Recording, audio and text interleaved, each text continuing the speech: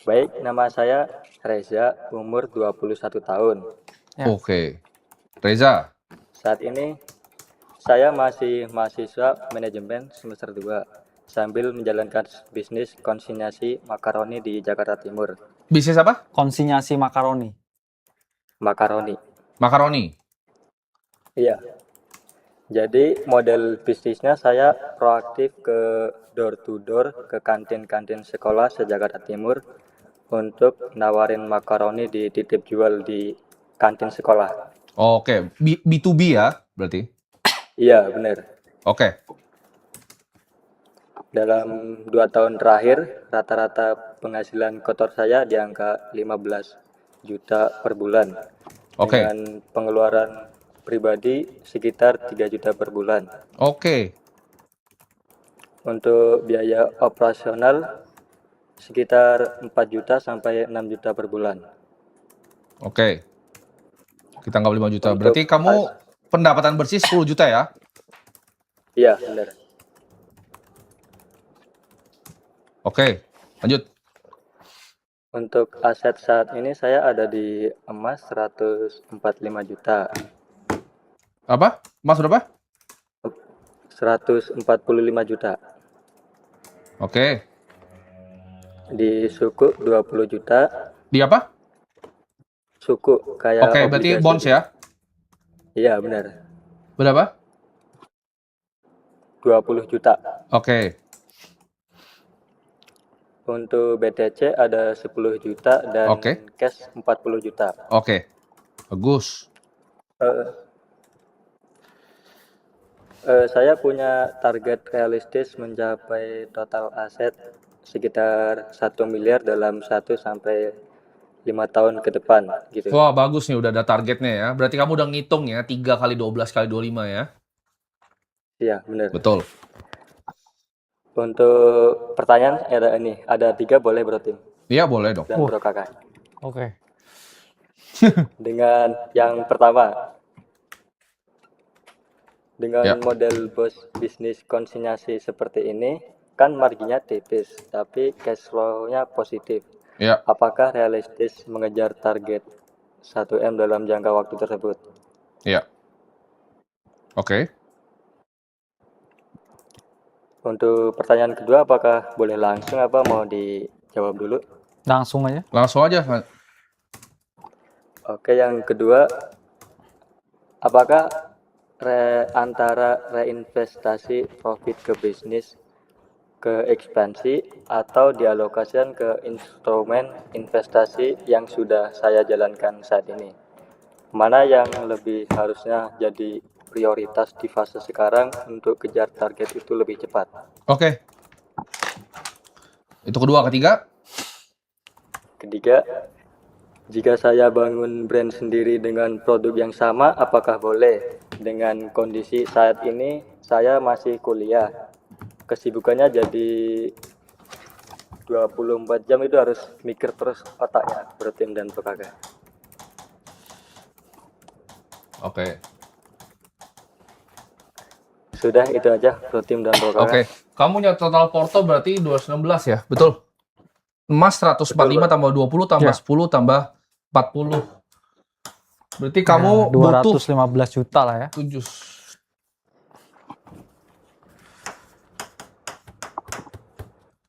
Dalam 5 tahun ya? Betul?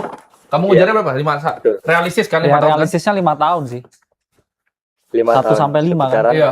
Berarti iya. Karena untuk marginnya itu tipis gitu. iya. Dengan risiko juga di jalanan juga sering ada sih. Oke. Risikonya apa sekarang? Di perjalanan itu kan di kondisi Jakarta kan di jalan tidak bisa diprediksi. Misalnya ada kurirnya jatuh di jalan, waktu 3 bulan terakhir malah ada yang dibegal Hah? karyawan saya. Jual makaroni di Sampai begal? 2 Daerah kali, mana itu? 2 kali. Di Jaktim. Jaktim ya? Ya, Halim. Oh. Kalau ini Begal makaroni nih. begal makaroni 2 kali, urusannya ya. Polres Jaktim ini bro. Bukan jangan ke kita kalau begal. Kamu bawa senjata juga pas di motor. Iya kan? Jadi konsultasi kalau masalah keamanan security Iya, ini bawa senjata gitu. iya ini bukan ke live kita ini. Kamu ke Polres Jatim untuk bilang. Iya. Tidak bisa. Kalau di luar negeri kayaknya masalahnya bukan begal, Bro. Iya. Konsultasi pertama masalahnya begal. Buat pelajaran untuk manajemen risiko gitu. Oke, kamu jadi B2B makanan. Kamu udah coba B2C belum? Itu dulu. Kamu udah diversifikasi kamu punya ini nggak? Karena gini ya, kita ngomong matematika dulu ya.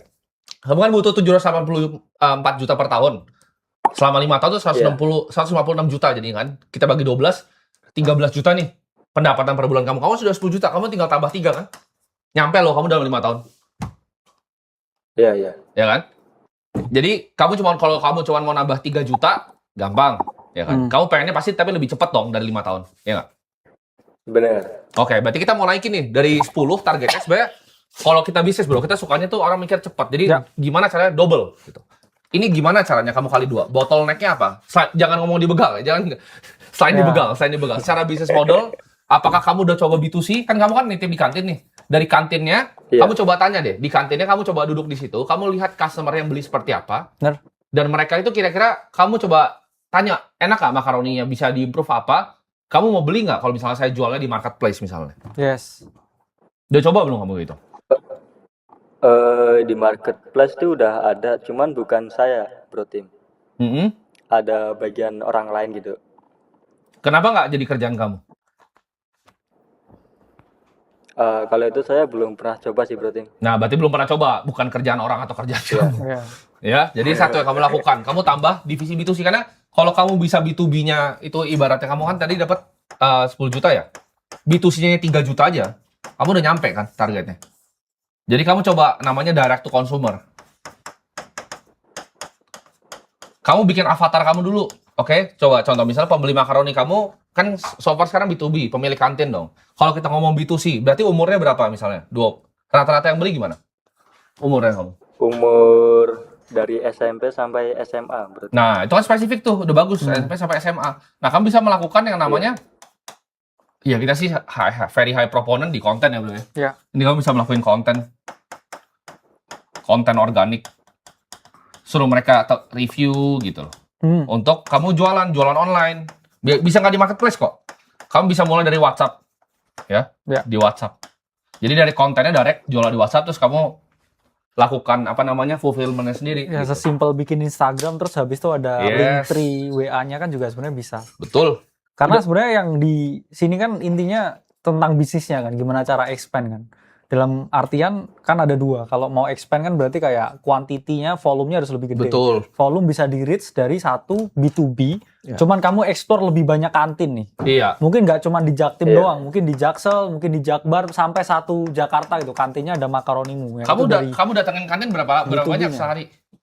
Betul tuh bro kakak. Yang 2 ya B2C harus jual story sih, dalam artian retail itu kan sangat membeli yang namanya cerita ya, membeli narasi ya. Jadi kalau kamu kayak curah cuman jual makaroni, just makaroni itu orang nggak tertarik, kecuali kamu bikin kayak makaroni apa ya gitu ya namanya. Makaroni begal gitu misalnya. Iya, makaroni begal. Itu bisa jadi branding kamu loh. Karena sering ke begal. Kamu jual makaroni ke begal, itu udah ide bagus banget tuh. Iya. Namanya makaroni begal. Bener. Jadi kamu jadiin itu cerita, gue jualan makaroni, gue di begal. Kamu cerita. Gitu loh.